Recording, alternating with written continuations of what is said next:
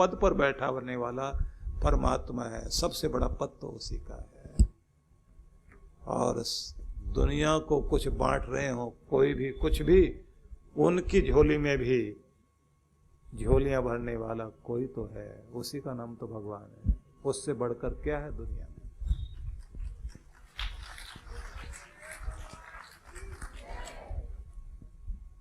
तो आपसे मैं ये कहूंगा कि एक तो मूड बनाइए भक्ति में बैठने के लिए, और अपने इष्ट देव के प्रति सच्ची लगन और श्रद्धा रखिए। ये मैं निवेदन करूंगा सभी से कि भगवान का कोई भी नाम कम नहीं है, और ऐसा भी नहीं कि भगवान शिव जी कम हैं और कृष्ण जी ज्यादा हैं, या कृष्ण भगवान कम है शिव जी ज्यादा हैं। ये नाम अलग अलग है। हाथ जोड़ने वाले और झोली पहलाने वाले बहुत हो सकते हैं, लेकिन झोलियां भरने वाला तो एक ही है दुनिया में, उसके नाम अलग अलग। पर जिस पर भी श्रद्धा रखते हो उस पर अगाध श्रद्धा रखो।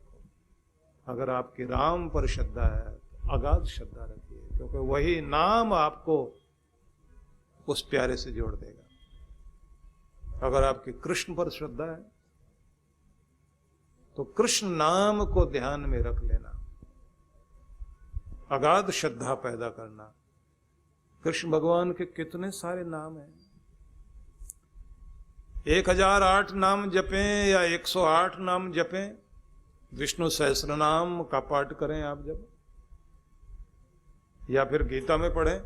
गीता में जब आप सुनते हैं ना अर्जुन कृष्ण को किस किस तरह से पुकारता है, एक शब्द बार बार आता है, अच्युत, जिसका मतलब है जो अपने स्वरूप से ना हिले ना बदले ना गिरे, हमेशा एक जैसा जो रहे, वो नाम है परमात्मा का, भगवान का, कृष्ण का। अच्युत नाम से मेरे गोविंद ये दुनिया बदलेगी, जमाना बदलेगा, लेकिन एक तू ही है जो कभी नहीं बदलता, अपनों के लिए हमेशा ऐसा ही रहता है।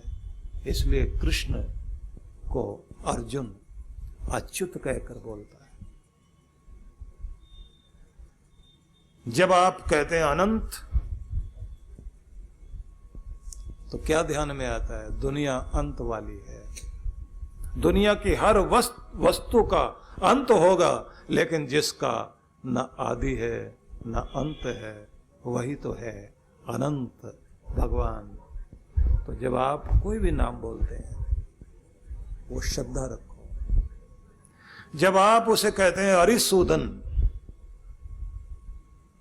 तो एक अर्थ तो हुआ अरि मतलब शत्रु, और सूदन का मतलब हुआ मारने वाला, दुश्मनों का नाश करने वाला। तो दुश्मन केवल वही नहीं है जिनके साथ आपका बैर भाव है, दुश्मन वो भी हैं जो आपकी प्रगति में बाधक बनकर दुर्गुण आपके अंदर बैठे हुए हैं, उनका जो अंत कर दे, वही तो है हरिसूदन। मैं बढ़ना चाहता हूं, मेरा आलस्य मुझे रोक लेता है, मेरी लापरवाही मुझे रोक लेती है, मेरी दीर्घसूत्रिता। दीर्घसूत्री होना, किसी चीज को लंबा खींचते रहना, कल कर लेंगे, परसों कर लेंगे, ऐसी भी क्या जल्दी है, कहीं भागे नहीं जा रहे हैं, हो जाएगा, ठीक हो जाएगा, देख लेंगे, कर लेंगे। ये जो ऐसे बोलने वाले लोग होते हैं, उनकी जिंदगी में कल कर लेंगे और वो कल कभी भी नहीं आ पाता। तो कोई भी ऐसा दुर्गुण हो सकता है जो आपकी जिंदगी में बाधक बनकर बैठा हुआ है, और आप हिम्मत करते हैं उसे दूर करने की, और दूर नहीं हो पा रही वो कमी, तो आप भगवान को याद कीजिए। भगवान तू मधुसूदन है, तू अरिसूदन है। तो मैं प्रार्थना करता हूं मेरे जीवन के अंदर जो भी ऐसे शत्रु हैं जो मुझे उठने नहीं देते, आगे बढ़ने नहीं देते, वो आपकी कृपा से ही हटेंगे, आपकी दया होगी तभी मेरा कल्याण होगा। तो आप प्रार्थना कीजिए।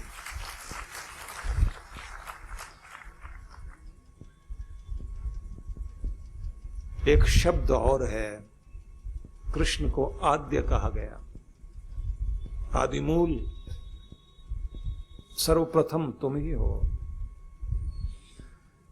सबका आदि कारण तुम। इस दुनिया में जो भी हम आए, जैसे भी आए, जो भी वस्तुएं आई, उन सब का आदि कारण भगवान है। भगवान को अलग अलग नामों से पुकारा जाता है।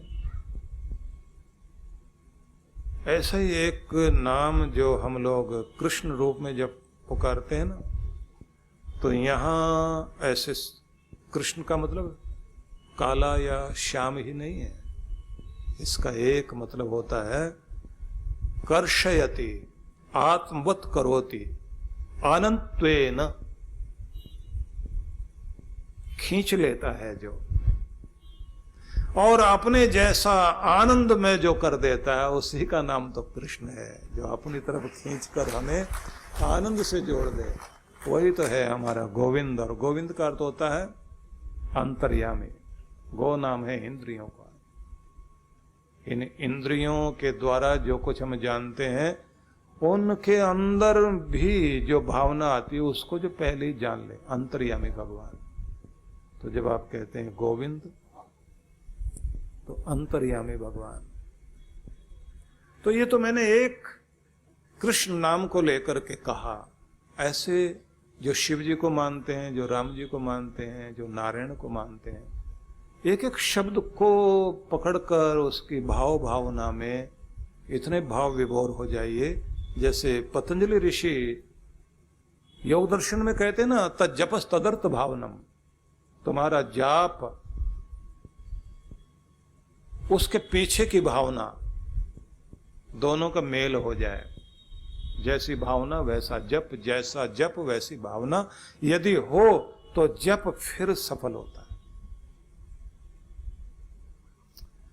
और जप में भी बड़े अलग अलग नियम बताए गए हैं कि जो आपके 7 चक्र हैं, किसमें कितने हजार जाप करने चाहिए और किस तरह से स्पंदन देते हुए अपने अंदर की ऊर्जा को जागृत करना चाहिए। हम लोग साधना के लिए हिमाचल में बुलाते हैं, हिमालय की वादियों में, तो उसमें एक तप होता है जिसको बोलते हैं चांद्रायण तप। उसका नियम ही ये होता है कि प्रत्येक वर्ष हमारे जीवन में जितने भी पाप, ताप, संताप, रोग और मानसिक व्याधियां जो भी हमारे अंदर आदि उपाधि व्याधि इकट्ठी हो जाती है, उस सब को प्रायश्चित के द्वारा शोधन करते हुए और नए जीवन को जीने के लिए संकल्पबद्ध होने के लिए आप तप करते हैं और साधना करते हैं, अपने को निखारते हैं। क्योंकि भगवान श्री कृष्ण ने एक स्थान में पुराणों में ये भी कहा कि यदि आप वो प्रायश्चित नहीं करते अपने जन्म दिवस से पहले, तो अगले यात्राएं अगले वर्ष की जो शुरू हो जाती हैं, तो पहले वाला पाप दुगना प्रभाव मस्तिष्क में लाने लगता है, क्योंकि आदतें अपनी जड़ें गहरी करने लगती हैं और धीरे धीरे हमारे अंतःकरण पर इतना दुष्प्रभाव आ जाता है कि जन्मों तक हम उससे छूट नहीं पाते। तो कुछ बिंदु बताऊंगा जो जल्दी जल्दी आप लोग पकड़ेंगे और हो सके तो अपनी डायरी में नोट करते जाना। एक, पहली पंक्ति, सुखी और शांति में जीवन जीने के लिए, सुखी और शांति में जीवन जीने के लिए किसी को माफ कर दो और किसी से माफी मांग लो और दिल को हल्का कर लो और अपने प्यारे की कृपाओं को हृदय में उतरने दो, जरूर कल्याण हो जाएगा। आसान नहीं है किसी से माफी मांगना, आसान नहीं है किसी को माफ करना। भगवान महावीर स्वामी तो यही कहते हैं, क्षमावणी पर्व मनाया गया ना, यही तो महावीर या वीरता वाली शक्ति है। क्षमा मांग लो और क्षमा कर दो। दूसरी बात, प्रभु भक्ति के लिए ध्यान आवश्यक है, तो पूजा पाठ में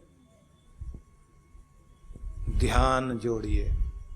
ध्यान पूर्वक पूजा पाठ करते हुए ध्यान में उतरना, भजन करते हुए ध्यान में उतरना, और ध्यान करते करते भजन में आ जाना, और भजन में भाव विभोर होकर इतना खो जाना कि आप जहां बैठे आपको अपनी होश ना रहे और आपका ध्यान हो जाए। ये ध्यान ही मिलाता है भगवान से। प्रार्थना करते करते भाव विभोर हो जाना, ध्यान जुड़ जाए आपका। आप जप करते करते जप से ध्यान में, ध्यान से जप में आ जाना। कल्याण मार्ग के पथिक के लिए यही रास्ता है, यही पथ है कि आपकी हर चीज ध्यान से जुड़ जाए। ध्यान को महत्व देना शुरू कीजिए। और इसका एक तरीका ये भी है, अपनी एकाग्रता को बनाने के लिए, आपकी कंसंट्रेशन बन सके, इसके लिए एक कार्य किया करें। जो भी काम करते हो उसमें एकाग्रता साधें, पूरे मन से करें। भोजन कर रहे हैं, पूरा ध्यान भोजन में। संगीत सुने तो खो जाएं उसी में। खेलने जाएं तो बस वहीं के हो जाइए। जब पढ़ने बैठे तो पढ़ने में पूरा ध्यान। जब किसी से मिले तो आधे अधूरे मन से नहीं, पूर्णता से मिलिए। आधा अधूरा बटा हुआ मन कहीं पर भी मत लगाओ। अपने मन को पूरा लगाने की आदत डाल लीजिए, जिंदगी में चमत्कार घटने शुरू हो जाएंगे। तो हमारे जीवन को हमारी आदतें चलाती हैं। नोट करना है, हमारे जीवन को हमारी आदतें चलाती हैं। अच्छी आदतें जीवन को आसान बनाती हैं, बुरी आदतें जीवन को मुश्किल में डाल देती हैं। इसलिए आपका शत्रु कोई और नहीं, आपकी आदतें ही शत्रु हो सकती हैं और आपकी आदतें ही मित्र हो सकती हैं। इसलिए याद रखना, जिंदगी को आपकी आदतें चलाती हैं। अब मैं रुक रहा हूं कि इसको आप आराम से नोट करना। जो मैंने अभी बोला है ना, बड़ा महत्वपूर्ण है ये। दोहरा देता हूं, हमारे जीवन को हमारी आदतें चलाती हैं। बुरी आदतें जीवन को मुश्किल में डाल देती हैं और अच्छी आदतें जीवन को आसान बनाती हैं। हमारी अच्छी आदतें हमारे मित्र हैं, हमारी बुरी आदतें ही हमारी शत्रु हैं। अगली बात और कहता हूं, शरीर की सही देखभाल करो। यही वह जगह है जहां आपको जीवन भर रहना है, तो उसकी केयर कीजिए, तभी आप अपने जीवन का सुख भोग सकेंगे। कम साधन हो, उत्तम स्वस्थ शरीर हो, तो भी आप खुशहाल होंगे। अमीर हो और बीमार शरीर हो तो किसी काम का नहीं। इसलिए आप अपना ध्यान रखेंगे। कुछ चीजें और ध्यान में देनी है। एक तो ये याद रख लीजिए कि रोने से आंसू भी पराये हो जाते हैं, लेकिन मुस्कुराने से पराये भी अपने हो जाते हैं। इसलिए अच्छा हो कि मुस्कुराओ। आंसू प्रकट करने हैं, गुरु और भगवान के आगे प्रकट करना। दुनिया के आगे अपने आंसुओं को मत दिखाना, क्योंकि आपके आंसुओं की कद्र अगर कहीं होती है तो परमात्मा के दरबार में होती है। बाकी कोई आपके आंसुओं की कद्र करने वाला नहीं। मजाक उड़ाने वाली दुनिया बैठी है, इसलिए मत बहाओ आंसुओं को, बहुत कीमती है ये, ध्यान देना। क्योंकि अपने को कमजोर बना लोगे तो ध्यान रख लेना, कमजोर का कोई साथी नहीं होता। हिम्मत सबसे बड़ी शक्ति है। हाँ, ये बात कहते हैं ना, दोस्त वही, तुम्हारा अपना वही, जो आपको अपना मान सके, आपके हर गम को बिना कहे जान सके। आप चल रहे हो तेज बारिश में, फिर भी चेहरे के ऊपर बहते हुए आंसुओं को पहचान सके, आपका अपना वही है। ऐसे कम लोग होते हैं जो आपकी पीड़ा को समझते हो, लेकिन मैं निवेदन ये करूंगा आप सभी से कि दुनिया की तरफ ज्यादा ध्यान न देकर आप उसे अपना बनाओ जो हर पल आपके साथ रहता है, आपका भगवान।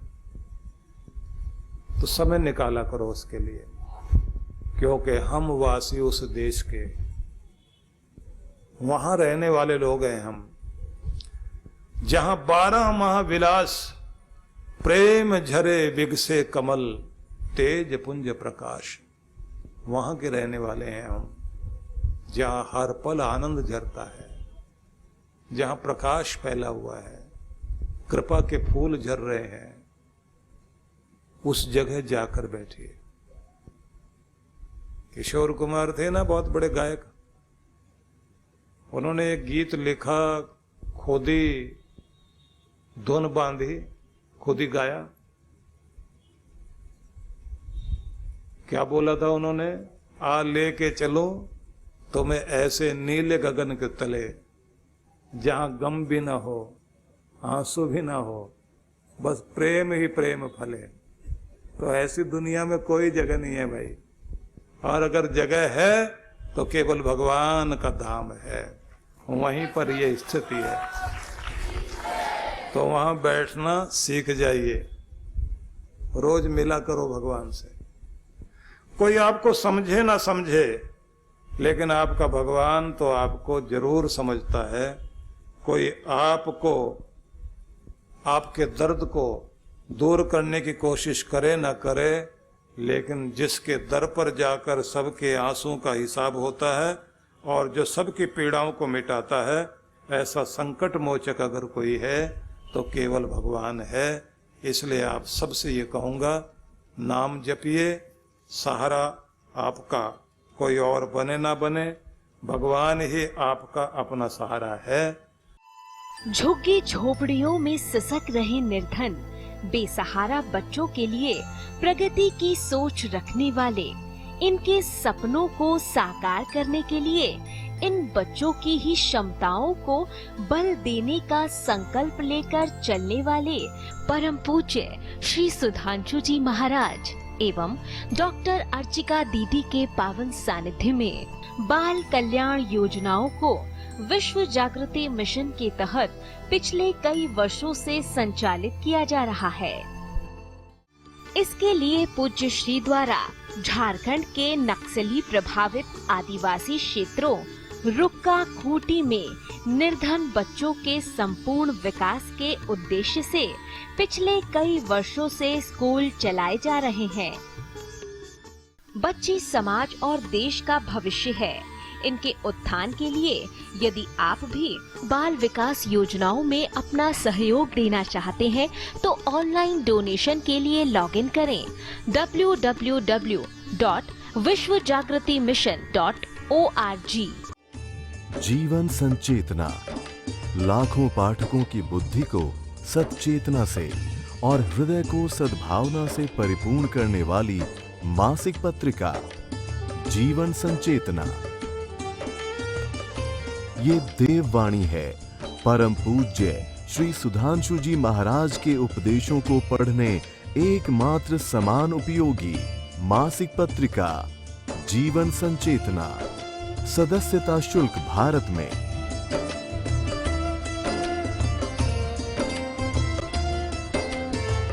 सदस्यता शुल्क विदेश में।